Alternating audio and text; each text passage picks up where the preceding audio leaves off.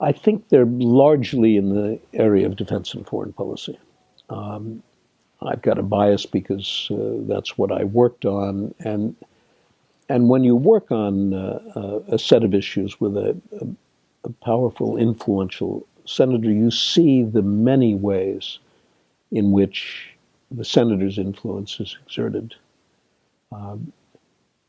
in a committee meeting, in mobilizing votes, in blocking a nomination, or pressuring a nominee so that he commits to policies that he'd rather not commit to in order to get approved. So there's that bias. You see so much evidence of the extent of the influence. But I think his colleagues would all have said the same thing. The other area in which he was very influential was energy and environment. And the legislation that he sponsored is now well known. As a son of the Northwest, he had all of the interest in protecting the environment that you would expect. As chairman of the Interior Committee, he did a great deal in ways that no one is going to recall. This national park, that measure to clean up a river, all of the work related to Alaska and Hawaii, and the vast territory of the United States that was federal land. Wild horses. I remember he saved the wild horses pretty much single-handedly. So a lot in the environmental area, of course, and he was way ahead of his time in that regard. But in the end, I think it was national security. It was his contribution to winning the Cold War. And now people look back and they don't recognize how deeply controversial many of the policies that had a decisive effect on the Cold War really were. And today you hear people say, well, the issues were so much simpler then. We knew who the enemy was. Well, when you were living that period, it wasn't so clear.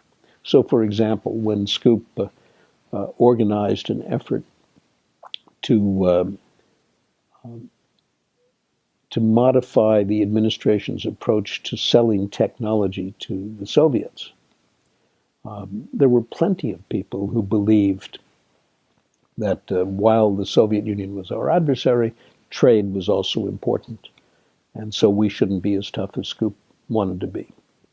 And I remember one set of hearings that we organized in the National Security and International Operations Subcommittee on the sale of technology to the Soviet Union. And we'd had 2 or 3 hearings, and we discovered in the course of doing the research, and we did a lot of research, we discovered that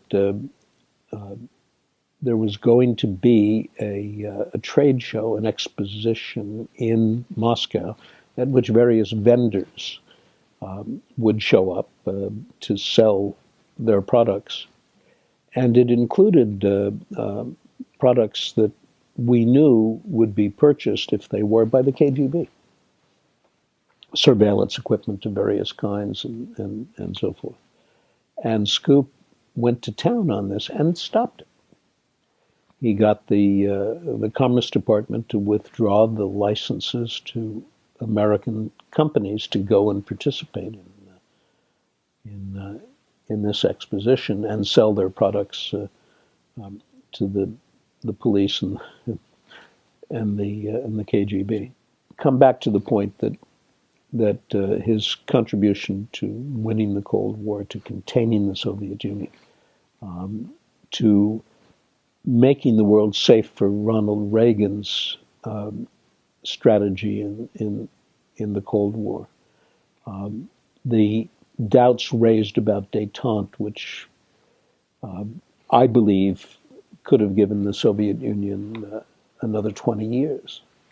All of that will be seen by future generations as his great legacy.